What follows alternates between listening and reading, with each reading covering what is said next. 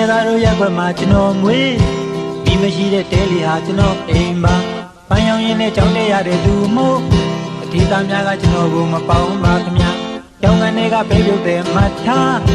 ရစ်စစ်စလုံးအိမ်ငိုက်ခါကျောင်းကိုလာ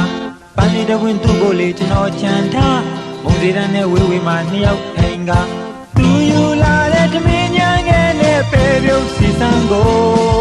အတူတူဝေကစားကြရင်နဲ့လူကုန်တန်းတွေကြားကျွန်တော်ယူလာတဲ့ပန်းကလေးတဝင်းအတွက်ပြုံးလို့နေတတ်သူနေပူပူမှဒုနှစ်ယောက်ဘဝအတွက်ကြိုးစားကြလူတူဆယ်တန်းပြီလို့လမ်းခွဲလာအချိန်တွေကြာအောက်တန်းစရီလေးကမှမအားနိုင်ပါမထားကတော့ခွဲရကဂုံယူစရာတင်းကြတဲ့နေ့ကငါဝမ်းသာတဲ့ဟာရုံစင်တစ်နေ့လမ်းလျှောက်ကကျွန်တော်အပြန်မှာမထားကြောင်စင်သာကတွေ့ကျင်လာအိမ်ဘေးနာကတည်င်းစာကျွန်တော်ယူမှာတည်င်းသူများလျှောက်ကြီးကဖတ်စင်မှာမင်္ဂလာဆောင်တဲ့တည်င်းလေးတစ်ခုကမျက်စိရှည်နာမှာလူကုန်တန်တွေတိုင်းဝိုင်းကြမှာနေနိုင်ပြီမထားငါငယ်ငယ်ကပြီးခဲ့ဦးတဲ့ပန်းကလေးပဲနာမှာနေငယ်ငယ်ကရောင်းနေဘူးတဲ့ပဲပြုတ်တောင်းပေါ်မှာ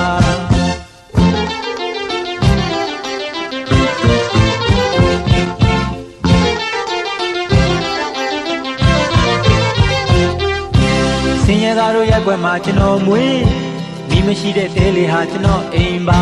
ပန်းရောင်ရင်းနဲ့ကြောင်းတက်ရတဲ့သူမို့တထေးသားများကကျွန်တော်ကိုမပေါင်းပါခင်ဗျာ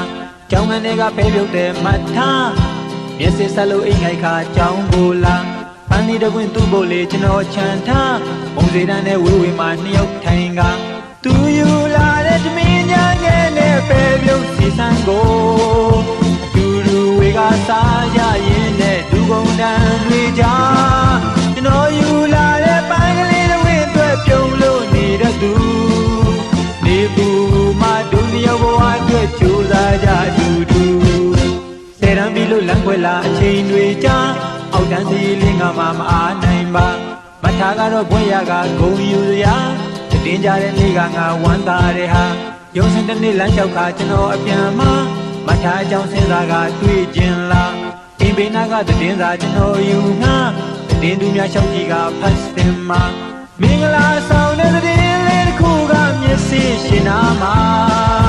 လူကုန်တန်တွေအတိုင်းဝိုင်းကြမှာနေနိုင်ပြီမထား